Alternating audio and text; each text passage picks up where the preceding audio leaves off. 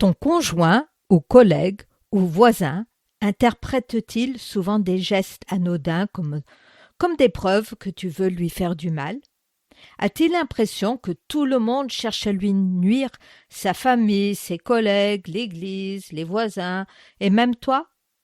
Alors, cet épisode est pour toi. J'étais heureuse, puis je me suis mariée et tout a changé. Bienvenue sur mon podcast « Briser les chaînes ». Ce podcast est pour vous si vous êtes chrétienne et malgré cela malheureuse. Vous n'avez plus de joie. Vous voulez retrouver cette joie. Nous sommes tous quelque part paranoïaques. Qui n'a jamais cru que tout le monde les regardait et voyait la tache sur sa chemise? Il y a donc différents degrés de paranoïa. Mon mari avait du mal à se faire des amis car il pensait souvent qu'un tel ou une telle ne l'aimait pas.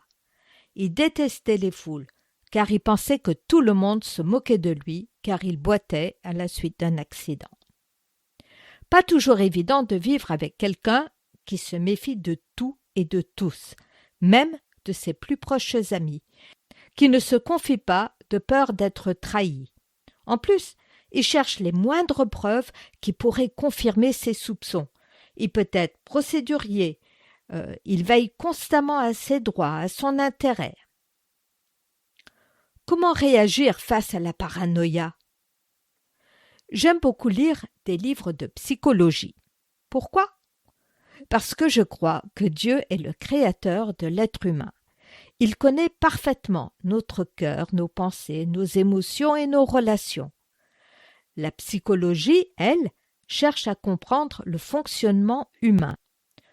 Je ne suis donc pas étonnée que certaines de ces observations rejoignent ce que la Bible nous montre déjà à travers de nombreux récits. La psychologie n'est pas la Bible et la Bible n'est pas un manuel de psychologie. Mais lorsqu'elle décrit fidèlement le fonctionnement humain, elle peut nous aider à mieux comprendre l'œuvre du Créateur. J'ai lu le livre de François Lelore et de Christophe André, Les nouvelles personnalités difficiles, comment les comprendre, les accepter, les gérer. À la fin de chaque chapitre, il donne une liste de choses à faire et d'autres à éviter. Je voudrais les partager. À faire. Exprimer clairement ses intentions. Respecter les formes. S'appuyer sur les faits. Choisir ses combats. Chercher du soutien. À éviter. Alimenter les malentendus. Humilier la personne. Lui donner de véritables raisons de se méfier. Médire d'elle. Entrer dans son système de suspicion. Avant de poursuivre avec ce que la Bible nous apprend sur ce sujet, je voudrais te présenter une ressource qui pourrait t'encourager si toi aussi tu traverses une période difficile. Ce podcast vous intéresse? Alors peut-être que mon livre « Et si la joie était encore possible, retrouver la joie en Dieu quand la vie fait mal » vous intéresserait certainement. Vous pourrez l'acheter sur Amazon ou alors sur mon site cultiverlajoieendieu.com/boutique. Revenons maintenant à notre épisode. La Bible parle-t-elle de ce genre de situation? En lisant cette liste, j'ai tout de suite pensé à David et Saül. Dans le livre d'1 Samuel, chapitre 18, après sa victoire sur Goliath, Saül nomma David chef de l'armée. David avait du succès et avait à son actif de nombreuses victoires. Les femmes, à son passage, chantaient « Saül a frappé ses 1000 et David ses 10 000 ». Au lieu de se réjouir de la victoire de leur armée face à l'ennemi, Saül devint jaloux, puis paranoïaque de David. Il savait que Dieu l'avait rejeté comme roi à cause de sa désobéissance. Il se doutait bien que Dieu avait choisi David pour le remplacer. Il pense à tort que son entourage complote avec David contre lui, même son fils Jonathan. Il cherche donc plusieurs fois à le tuer. David dut s'enfuir et a vécu 7 ans comme fugitif. Mais Saül ne cessa de le traquer. Dans 1 Samuel 24, nous voyons que David, poursuivi, se cache avec ses amis dans une caverne. Saül, le poursuivant, entre pour se soulager dans cette même caverne. David avait enfin l'occasion rêvée de le tuer. Mais il coupa seulement un bout de la tunique du roi. Le roi, ayant fini, sort. Je vais lire à partir du verset 9. Peu après, David se leva et sortit de la grotte. Il se mit alors à crier vers Saül. « Ô roi, mon seigneur !» Saül regarda derrière lui, et David s'inclina, le visage contre terre, et se prosterna. David dit à Saül, « Pourquoi écoutes-tu les propos de ceux qui prétendent que je cherche ton malheur? Tu vois maintenant de tes propres yeux que l'Éternel t'avait livré aujourd'hui entre mes mains dans la grotte. On me poussait à te tuer, mais je t'ai épargné, et j'ai dit, je ne porterai pas la main contre mon Seigneur, car il est celui que l'Éternel a désigné par onction. Regarde, mon père, regarde donc le pan de ton manteau dans ma main. J'ai coupé le pan de ton manteau, mais je ne t'ai pas tué. Sache et reconnais donc qu'il n'y a dans ma conduite ni méchanceté ni révolte, et que je n'ai pas péché contre toi. Et pourtant, tu me dresses des embuscades pour m'enlever la vie. L'Éternel sera juge entre toi et moi, et il me vengera de toi, mais je ne porterai pas la main contre toi. » Voyons maintenant quelques principes que David nous apprend. Premièrement, le respect. Il l'interpelle. « Ô roi, mon Seigneur !» Il se prosterne le visage contre terre. Il le reconnaît comme étant choisi par Dieu pour être roi. Il l'appelle son père. La transparence. David ne veut pas de malentendus. Il exprime clairement ses intentions. Il expose les faits. Il aurait pu le tuer.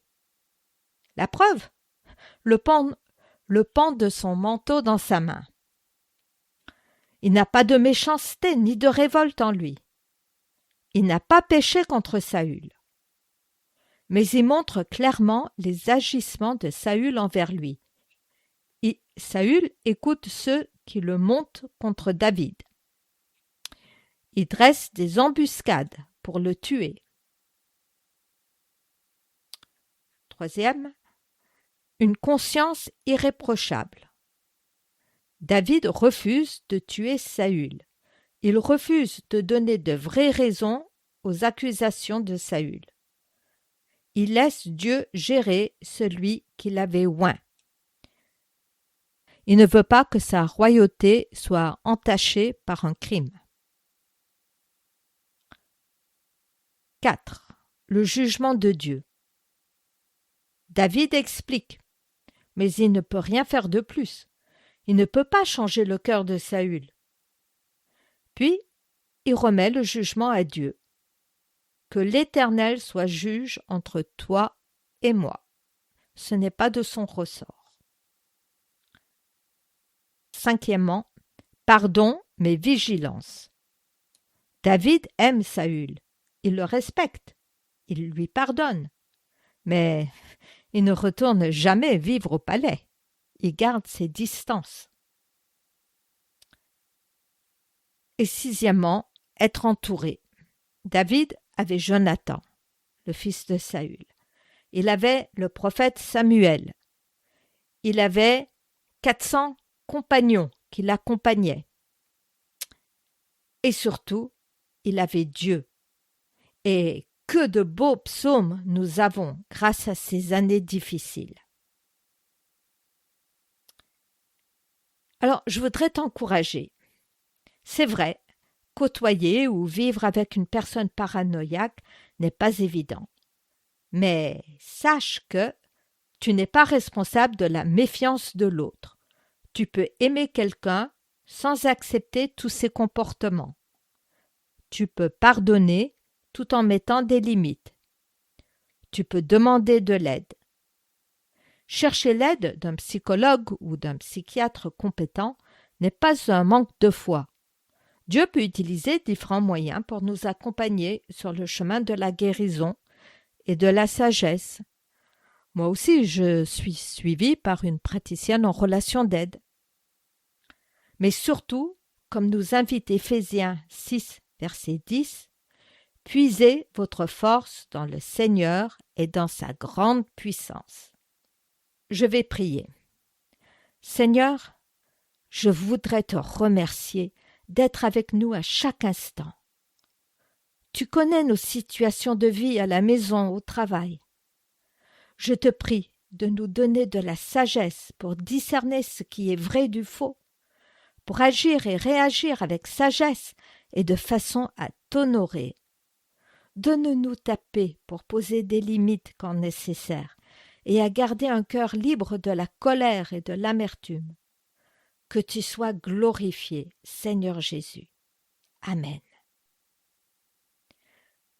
Si cet épisode t'a parlé et que tu traverses toi-même une relation difficile, sache que tu n'es pas obligé d'avancer seul. J'accompagne des femmes chrétiennes qui désirent retrouver la joie en Dieu quand la vie fait mal. Si tu souhaites être accompagnée personnellement, tu peux me contacter à anna@cultiverlajoiesendieu.com/contact. Si cet épisode t'a encouragé, n'hésite pas à le partager avec une personne qui pourrait en avoir besoin. Que le Seigneur te bénisse. À la prochaine!